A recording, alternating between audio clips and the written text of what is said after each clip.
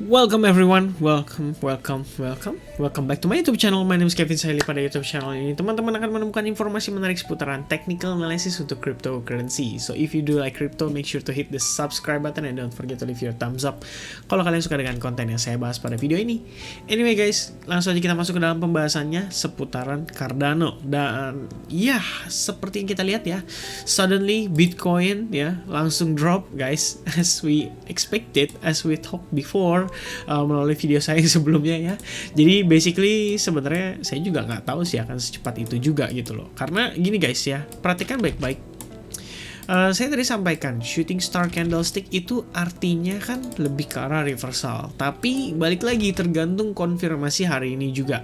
Which means kalau misalkan konfirmasi hari ini dia capable ya untuk close di bawah area ini, baru kita pikir di sini lebih berpotensi untuk ke arah koreksi untuk si Bitcoin ya. Jadi ya atas dasar hal tersebut saya pikir memang ada potensi kita ngelihat si Bitcoin ini akan terjadi koreksi dalam waktu dekat ya. Tapi dekatnya itu bukan berarti sedekat ini gitu ya. Ini sangat dekat sekali dan cepat sekali prosesnya. Alright. So anyway guys, I think kita masih bisa ketahan di kisaran area miniatur big fund zone ini ya. Karena kenapa? Sebenarnya karena gini, untuk time frame daily sendiri seperti yang kita tahu guys ya, di sini itu kan dia shooting star candle ya, which means dia nggak pernah break kisaran area ini ya. Ini kita consider sebagai false break ya. Breakout itu, ingat, breakout itu adalah kondisi dimana candlenya close di atas area tersebut dan mungkin bisa sideways ya untuk mengkonfirmasikan pergerakannya. Jadi kalau misalkan kita ngelihat kayak begini, ini kan berarti false break ya, which means yang ada di time frame 4 jam ini basically it's just illusion, okay? It's just illusion buat kita berpikir bahwa it's udah creating higher high, okay, which means harusnya di sini ada potential higher low, but then the price break ya. Mungkin some people udah already short dari sini, dan menurut saya ya itu kembali lagi ke risk manajemennya masing-masing gitu. Kalau misalkan saya pribadi sih belum preferable ya untuk melakukan short unless kita ngelewatin kisaran area ini dulu ya, karena ini untuk time frame 4 jam menurut saya ada value-nya, ada artinya gitu loh, ada key-nya. Tapi tetap menjadi pertimbangan saya adalah kita ngelihat dari time frame 4 jam itu kan sebenarnya ada yang namanya ascending channel terbentuk di sini guys ya. So I think kita masih tetap bisa ngelihat, even though market Bitcoin kayak gini, tetap masih bisa rebound lagi ya, unless dia bener break this time area ini, dan disitulah saya merasa kita akan benar-benar masuk ke corrective wave-nya untuk si Bitcoin ya. Artinya ini udah benar-benar complete 1, 2, 3, 4 and then 5 ya, 5 wave of Elliott wave theory, and then kita masuk ke ABC correction. Oke, itu yang menurut saya berpotensi terjadi untuk saat ini. But then balik lagi, kita semua hanya bisa menunggu kepastian dari time frame 4 jam, terutama pasca dia apakah akan closing di bawah area ini ya, alias di bawah exponential moving average 55 juga, yang artinya memang ada potensi merubah haluan dari market ya, dan juga closing di bawah dari trendline yang ada di kisaran area ini. Oke, dari situ baru kita bisa yakin bahwa alright, I think it's about time untuk Bitcoin melakukan koreksinya before kita lanjut naik sampai ke penguatan dia yang terakhir ya. Karena memang kalau misalkan itu terjadi ABC correction, nextnya kita akan maju lagi dan akan impulsive wave lagi menuju ke wave berikutnya. Oke, so itu adalah quick update sedikit seputaran Bitcoin. Jadi hopefully teman-teman bisa dapat informasi yang cukup clear ya, karena saya pengen clarify dulu. For now, saya pikir kita tetap ada dua kemungkinan yang bisa terjadi terhadap si market ya. Kalau misalkan dia ketahan di kisaran area big fund zone yang tadi saya kasih tanda, kita masih bisa lihat ada penguatan. Tapi kalau misalkan dia close di kisaran area ini plus di bawah miniatur big fund zone, berarti konfirmasi yang terjadi pada time frame daily melalui shooting star candlestick dan red candle atau bear candle after that, itu menjadi konfirmasi yang menurut saya cukup kuat untuk ngelihat Bitcoin kembali terkoreksi. Alright, so lanjut aja ke time frame ya. Lanjut aja ke untuk Cardano-nya guys. I think Cardano ini look so interested ya. Kemarin kita finally udah create higher high ya. After that tadi sore juga sebenarnya udah berusaha untuk create higher high lagi, dan sebenarnya secara target saya sudah tercapai guys di kisaran $300 ya. Di kisaran $3. Kenapa target saya di kisaran area tersebut? Karena gini guys ya, saya gunakan yang namanya Fibonacci extension ya, berdasarkan area yang di sini. Jadi pasca dia terjadi breakout itu ya, pasca dia terjadi breakout, saya ukur menggunakan swing high to swing low daripada pergerakan di sini ya untuk pullbacknya, dan kita mengetahui ada potensial target yang bisa dicapai yaitu di kisaran $3 atau 2618 dari Fibonacci external. Dan sebenarnya saya itu bukan tipikal karakter orang yang kalau misalkan ini sambil sharing sedikit ke teman-teman ya. Jadi kalau misalkan contoh nih target di sini sebelum di area ini ya, kisaran area ini atau area ini, itu saya udah taking profit. Kenapa? Karena saya tahu ya. Maksudnya gini loh. Orang yang menggunakan technical analysis yang sama dan menggunakan strategi yang sama di dalam melakukan analisis tradingnya mereka otomatis akan menaruh order sell di kisaran area ini. Dan kita tahu kalau misalkan kita di dalam market itu, basically pada saat kita taking profit, kita itu mengambil profit dengan cara menjual barang kita, dan jual barang kita itu ke siapa?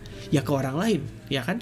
Which means kalau misalkan order sell semuanya numpuk di sini, yang saya ingin lakukan adalah saya akan sell duluan by the time market menjelang mendekati area tersebut. Oke, jadi ketika udah mendekati area tersebut, ya udah gitu loh. It's okay kalaupun kena sampai kisaran area target tersebut, ya it's okay gitu. Tapi kalau misalnya saya pribadi, I think di sini pun udah cukup gitu. Karena kita mempredik sebuah market ya untuk beli benar-benar di paling bottomnya dan jual di paling topnya, menurut saya itu almost impossible. Oke, karena kita nggak tahu pasti di manakah bottomnya dan di manakah topnya ya. Makanya di sini saya pernah sampaikan juga ke grup di Advance ya, saya cuma bilang kayak gini ke mereka, guys ya. Kalian pasti tahu dong ini apa. Oke, pasti tahu dong. Nah, basically if you are a trader, yang kalian pengen cari itu pastinya adalah di area yang tengah ini, guys ya. Kalau saya pribadi nggak mau bener-bener di bottom, nggak mau bener-bener di top. Kenapa? Kayak kalau misalkan contoh saya tanya sama teman-teman, ketika kalian makan burger setebal ini dan kalian kekenyangan, part mana yang akan kalian tidak sisakan? Otomatis yang di tengah, benar kan? Yang disisakan ya rotinya aja, it's okay because it's the rotinya gitu loh. Tapi kan the main thingnya adalah yang di tengah ini. So as trader, saya pun considerationnya seperti itu. Yang saya cari bukan istilahnya bener-bener di top dan di bottomnya. Yang saya cari itu adalah di tengahnya ya. Let's say kalian bisa taking profit di sini dari suatu market 5-10% aja. It's more than enough ya. Daripada kalian bener-bener ngotot nyari sampai bener-bener bawah ke atasnya ini ya. Itu total misalkan paling cuman selisihnya 14% atau nambah 4% lagi, which means 2% di sini dan 2% di sini ya. What I'm looking for adalah yang di tengah ini, dan itulah yang saya lakukan terhadap metode trading saya pribadi, dan saya konsisten disiplin ngelakuin itu. Karena kalau misalkan kita sesekalinya nakal, biasanya kalian dikerjain, guys. Disitulah kondisi kita terkena jebakan Batman. Oke? Nah, oke, kembali lagi ke Cardano. Jadi untuk Cardano sendiri, saya pikir di sini kita ada ngelihat miniatur Big Fan Zone ya. Miniatur Big Fan Zone itu di kisaran area ini. Ini saya tambahin lagi miniatur BF Zone ya. Jadi di kisaran area tersebut saya pikir ada potensi market itu bisa terrebound ya. Jadi kalau misalkan dia drop sejauh-jauhnya mungkin di kisaran area ini ya, bisa ada potensi kita ngelihat dia terjadi rebound. Dan sebenarnya pun di exponential moving average 34 tadi kita udah dapat reaction ya. Walaupun kita belum melihat benar-benar momentum buyernya itu masuk ya. Kita basically hanya ngelihat si sellernya itu mulai slowing down ya. After dia ke area-area tersebut, dia baru mulai slowing down. Nah, next one-nya pertanyaannya adalah apakah dia akan seperti ini ya, which means slowly regain bull momentum untuk nge-reach target berikutnya, atau dia justru malah create yang namanya kondisi seperti ini. Oke, guys, dan anything is possible, apalagi kalau misalnya kita ngelihat dari time frame dari Bitcoinnya ada potensi dia membreak kisaran area Big Fan Zone yang tadi kita bicarakan dan berpotensi menjadi koreksi gitu, guys. So I think everything is possible for now, even though Cardano ini belakangan kuat banget, tapi kalian bisa lihat dong. Di sini volume sellersnya lumayan kuat ya. Kalau kita balik ke time frame 4 jam pun sama ya. Di sini nunjukin adanya volume sellers yang cukup kuat dan cukup strong. Kalau misalkan kita gunakan indikator seperti RSI dan lain sebagainya ya, basically ini juga memang udah nunjukin dia terjadi yang namanya bearish divergence, entah udah dari kapan ya. Plus kalau misalnya saya tambahin lagi, mungkin kita bisa lihat dari MACD-nya juga, guys ya. Basically menurut saya di MACD-nya pun demikian sama, walaupun di MACD-nya di sini nggak menunjukkan adanya bearish divergence ya, maybe a little bit dari sini ke sini gitu kan, but bear cross yang terjadi di sini itu bisa mengkonfirmasi pergerakan koreksi bagi si Cardano. Oke.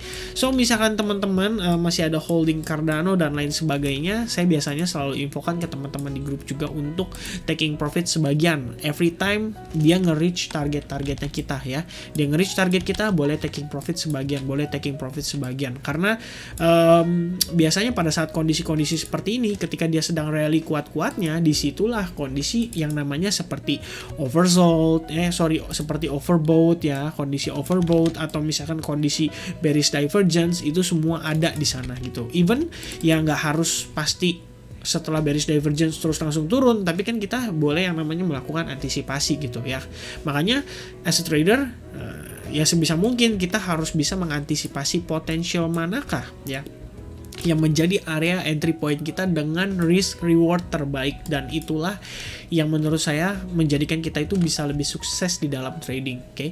Dan ingat loh, nggak harus benar-benar di bottom ya, kalian entry di tengah pun nggak ada masalah, karena ya memang yang kita cari adalah gap di tengahnya itu. Alright, so paling itu aja inputan dari saya ya seputar market Cardano. Saat ini kita berada di kisaran area $3 ya, walaupun belum tercapai ya, tadi kisaran 2,97 ya, cuman selisih $0,03 aja.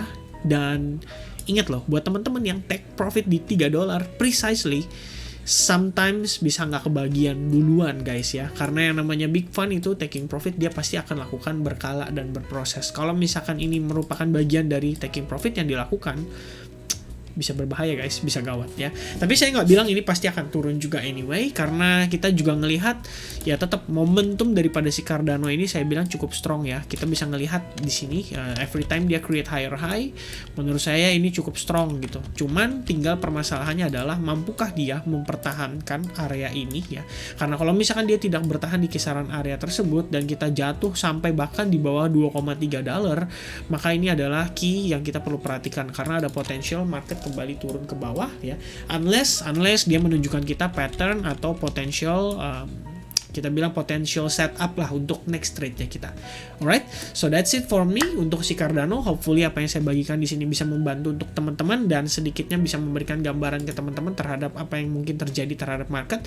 And tambahan aja guys, kalau misalkan closingnya hari ini seperti ini, do aware ya. Maksudnya be careful, because itu yang namanya istilahnya itu disebut dengan bearish engulfing ya. Bearish engulfing adalah satu kondisi di mana market itu berpotensi terjadi reversal terhadap ya, maksudnya ketika candle ini terbentuk berpotensi terjadi reversal terhadap suatu market ya. Karena pada dasarnya ketika bearish engulfing ini terbentuk ada logic di balik itu, yaitu di mana si buyer itu yang pergerakan sehari sebelumnya super strong tiba-tiba di take over sama satu candle, yang artinya sebagian itu bisa mengartikan bahwa ini merupakan potential reversal ya. Dan kondisi ini pernah terjadi juga guys beberapa kali ya. Kalian bisa lihat di sini. Ini adalah bearish engulfing, this one also bearish engulfing. Kalian bisa lihat ya, next day-nya kita terjadi reversal ya. And then ini bullish engulfing, kalian bisa lihat ya, and then reverse terjadi ya. Sometimes ada juga kondisi kayak gini, jadi konfirmasinya next day-nya, tapi dia kembali menguat gitu ya. Jadi kalian bisa lihat ada beberapa contoh-contoh yang kita bisa perhatikan, dan tentunya sebagai kondisi bearish engulfing seperti ini itu idealnya terjadi di pucuk daripada suatu uptrend. Jadi kalau misalkan contoh penguatan seperti ini di pucuk lalu terjadi yang namanya bullish engulfing ya, penguatan di sini terjadi yang namanya bullish engulfing atau bearish engulfing, itu bisa menyebabkan market itu terjadi koreksi atau reversal terhadap tren terakhirnya. Oke, so that's it from me. I hope video yang saya bagikan ini bisa bermanfaat sekali lagi untuk menambahkan apa kita bilang itu referensi teman-teman dalam melakukan analisis ya. Jadi bukan sebagai patokan utama untuk melakukan trading. Oke, thank you very much for watching this video. I hope you guys like this, and I'll see you guys again in the next update.